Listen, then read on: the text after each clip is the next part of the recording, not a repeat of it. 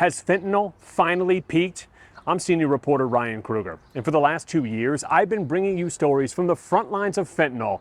But finally, there's good news. The number of people dying is starting to drop. It's affordable rent. To say Lindsay Witten is a survivor would be an understatement. After completing recovery at Jill's Place, run by St. Matthew's House in Naples, she's 2 years sober. No one thought I was going to get clean. I had no intentions of getting clean at all. I was just like, I had accepted that I was going to die in that house. Her 2-decade battle with addiction started when she was 15. But by 2020, a new drug had its grips on her. It's like what the street's going to give you. Right. So they regulated the pills. Well, you can't do that anymore. Then heroin was off the streets, and then fentanyl took a huge, took over. Fentanyl is 50 to 100 times more lethal than heroin. It's the leading cause of death for adults under the age of 45. Witten overdosed 11 times, almost all of them because of fentanyl. So there's been so many incidences that I've almost died, and I'm still here. Do you ever ask yourself how you're still alive? It's a hard thing to think about because it scares me because I remember my last overdose.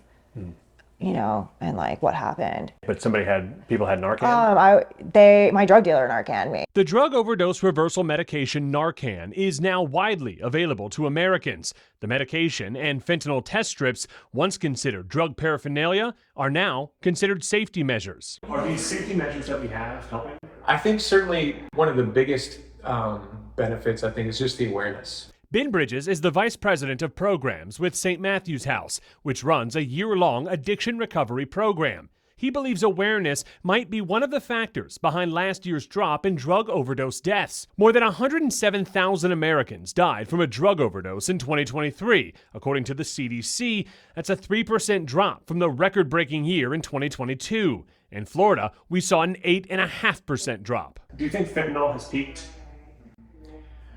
I hope so. These numbers indicate, even the slight decrease, fills us with a little bit of hope to say maybe we're on the decline. And hope there could be more survivors like Lindsay.